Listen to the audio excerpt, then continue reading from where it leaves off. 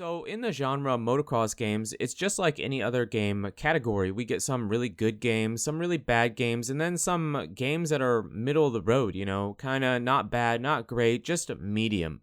But then we also get some of the head scratchers, the ones that make you go, huh?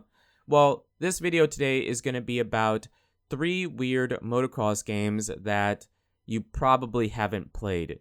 Now, I know that's kind of a generalization. Some people obviously have played these games, but they're not as well known, and they're not necessarily bad, but they're really weird. They're really weird and not as common. So, maybe you have played them, maybe you haven't played them. Either way, let's jump into this and check out the first game. First up, we have Moto Racer 4. Now, this game, I was going to switch it out with a different game, MX World Tour, I believe is what it's called, featuring Jamie Little, but, that game, it was okay. It wasn't great, it wasn't the best motocross game ever made, but it was a bit weird, but not as weird, in my opinion, as this game is. Now, this game isn't just a motocross game, it is split between street and dirt, but it definitely would be considered a motocross game. I mean, it literally says B, Drift, Motocross on the right side of your screen. So it is a motocross game. You do have motocross tracks and you can do tricks and all that stuff, but it is very arcade, right? Very, very over the top, very crazy arcade, and the tracks don't really resemble a traditional motocross track, right? But, it is what it is. That's kind of the Moto Racer 4 thing. The problem with this game was, and I never played Moto Racer 1, 2, or 3, but it looks like if you were a fan of past Moto Racer games, this one just didn't meet the expectations that the past games did. Very cartoony and weird. Not necessarily cartoony, just really arcade. You have a Tron boost, you can like kick and punch off the bike.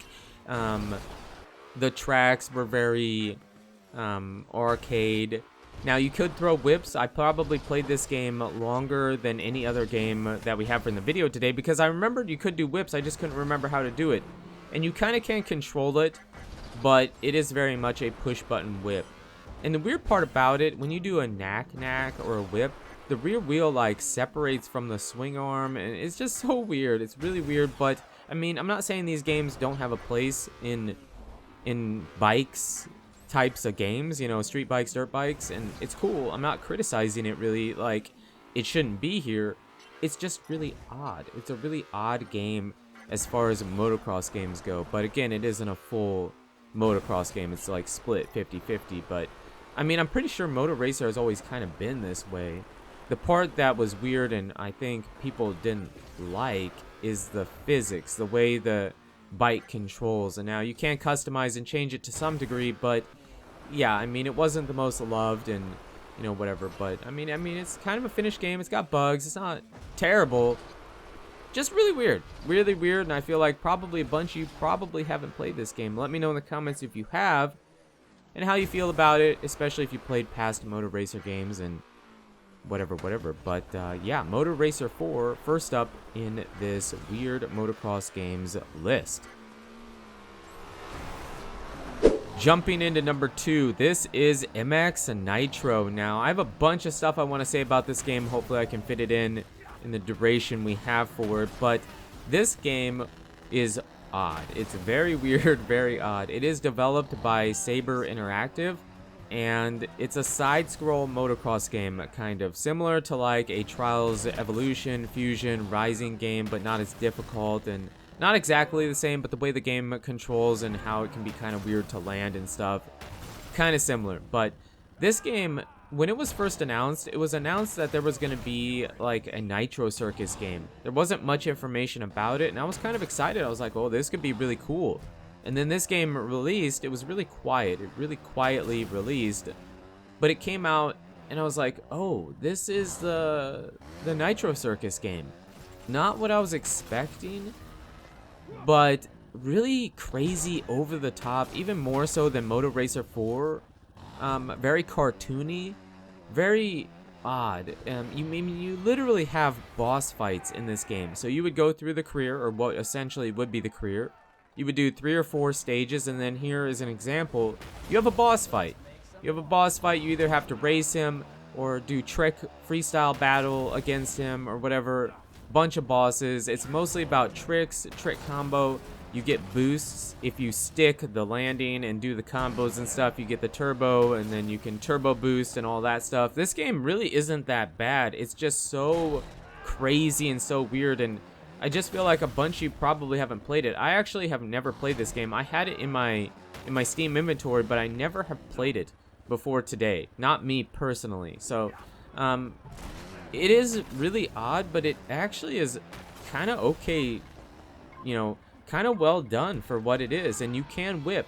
Now, I did play the game long enough. You have to unlock the tricks, but you can whip, and the whip actually kind of looks kind of cool, especially when he throws it out.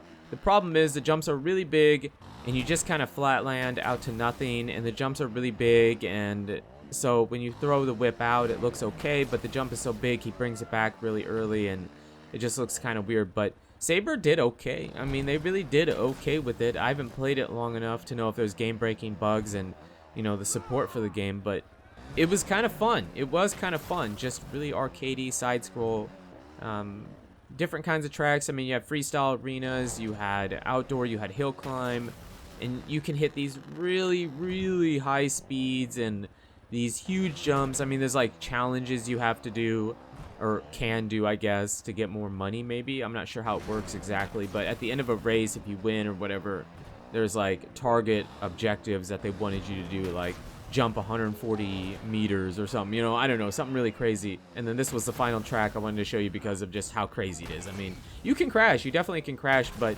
generally speaking, if you land with both wheels on the ground, you won't crash, generally speaking. So let me know in the comments if you guys played this game, if you think this game is worthy of being on this list. I personally think it definitely is because of how crazy it is and how it just didn't feel like it got a bunch of attention and kind of went under the radar a bit as far as a release for a motocross game. So MX Nitro coming in at number 2 on this list.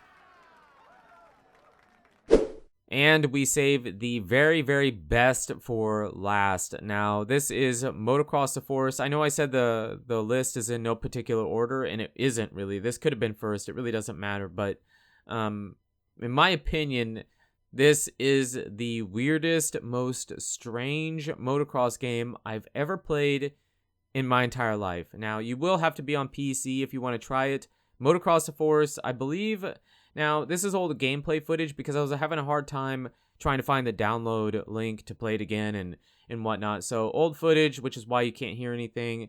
The bike sounds aren't very good, but, I mean, I don't think that's the main reason why this game is so weird. This game is weird because, well, the tracks are obviously not very good. They're really big, really wide, and, like, a lot of them are just, like, dug into the ground like a valley. But the physics, man, the physics are so bouncy and weird. I mean, we talk about bouncy to explain motocross games all the time, but this takes it to a new extreme, right? I mean, you'll be just on the ground and the bike will just start bouncing all over the place. It was so weird to control and it looks so goofy. And this is one of those games that it's almost like it's so bad, it's good. It's not, well, okay, let's not go that far. It's so bad, you're entertained by it and you want to try it. It makes you want to try this game. Now, I do believe, and I don't know for sure, but the game is free. I do believe that this game was being made with the intention on it being a simulator.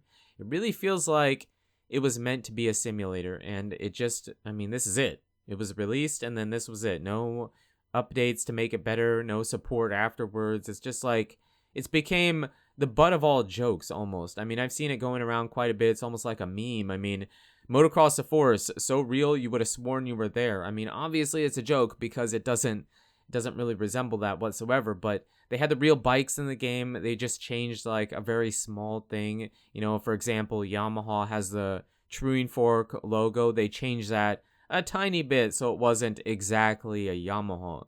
The bike sounds were weird. Now, I don't know if I mentioned, but I don't believe you could use a controller, gamepad. I believe you had to use mouse and keyboard, which made it 10 times more awkward. But yeah, a bunch of tracks, had the bikes, you can customize a bit. Mostly just the physics, man. The physics were so odd. And then when you crashed, you had to go where the bike was, so you'd restart exactly where the bike went. And half the time, the bike would go over the side of the track and end up on the other side of the map. So Really weird. I encourage you guys to try it. Let me know your list of 3 weird motocross games that people probably haven't played or not many people have played, or just kind of made you scratch your head and go, huh? You know, what was going on when they made this game? But you guys and girls are absolutely amazing. Thank you so much for the support on the channel lately. It really does mean a lot. And until the next video, take it easy.